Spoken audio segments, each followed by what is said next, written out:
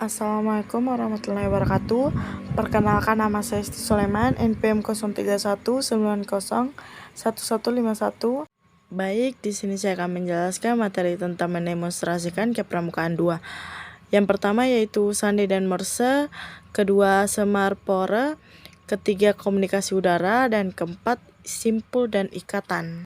Yang pertama yaitu sandi morse adalah suatu sandi yang diterapkan dengan menggunakan suatu sistem representasi huruf dan angka serta tanda baca sinyal.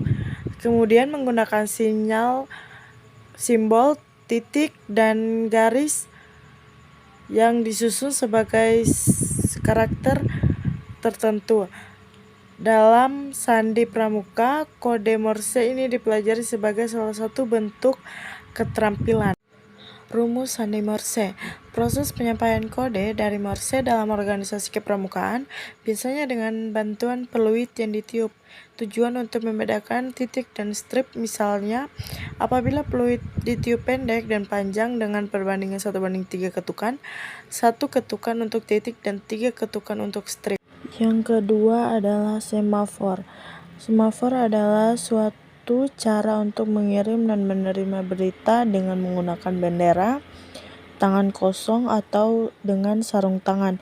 Namun kini yang umumnya digunakan adalah bendera yang dinamakan dengan bendera semafor. Fungsi bendera semafor. Semafor juga disebut sebagai bendera dengan berfungsinya untuk memberi sinyal suatu pesan secara virtual melalui gerakan dua tangan. Alat-alat yang digunakan untuk memberi tanda atau sinyal ini cukup bervariasi, mulai dari bendera, batang pohon, hingga tangan kosong. Yang ketiga adalah komunikasi udara. Komunikasi udara ini dalam pramuka yang disebut dengan telegraf, merupakan sebuah mesin atau alat yang menggunakan teknologi telegrafi untuk mengirim dan menerima pesan dari jarak jauh, biasanya menggunakan Morse sebagai kode komunikasi. Kata telegraf yang sering didengar saat ini secara umum merupakan telegraf elektrik. Telegraf diciptakan oleh warga Amerika Serikat bernama Samuel F.B. Morse bersama dengan asistennya Alexander Bain. Ini adalah contoh telegraf. Yang keempat adalah simpul dan ikatan. Simpul merupakan hubungan antara tali dengan tali.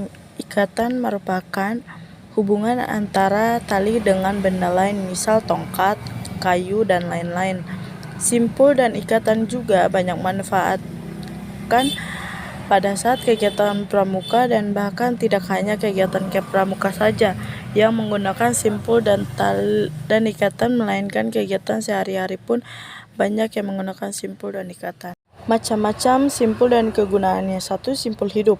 Simpul hidup merupakan simpul yang digunakan untuk mengikat tiang atau benda. Simpul ini cukup mudah untuk dilepas kembali. Di dalam kehidupan sehari-hari, simpul hidup dipakai untuk mengikat hewan. Di bawah adalah contoh simpul hidup. Yang kedua, simpul mati. Simpul mati digunakan untuk menyambung dua buah tali yang sama besar dan tidak licin atau kering. Simpul mati akan sulit untuk dilepaskan kembali karena digunakan untuk mengakhiri simpul mati. Gambar di bawah ini adalah contoh gambar simpul mati.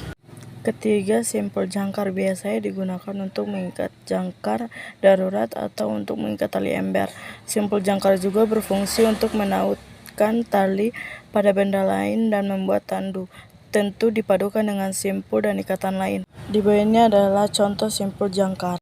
4 adalah simpul tongkat. Simpul ini biasanya sering digunakan untuk mengawali atau mengakhiri simpul, dan dalam kehidupan sehari-hari simpul ini dapat digunakan untuk mengikat tali pada kayu ataupun tongkat. Kelima, simpul tarik. Simpul tarik biasanya digunakan untuk mengikat leher binatang, tetapi tidak tercekik karena simpul ini akan menghasilkan loop tali yang dapat diperbesar atau dikecilkan lagi. 6. Simpul ujung tali. Simpul ujung tali digunakan agar tali pitalan pada ujung tali tidak mudah lepas. Di bawah ini adalah contoh simpul tali. 7. Simpul anyam. Simpul anyam digunakan untuk menyambungkan dua utas tali yang tidak sama besar dalam keadaan kering. Di bawah adalah contoh simpul. 8. Simpul rantai. Simpul rantai berguna untuk memendekkan dan memperkuat tali. Di bawah adalah contoh simpul rantai.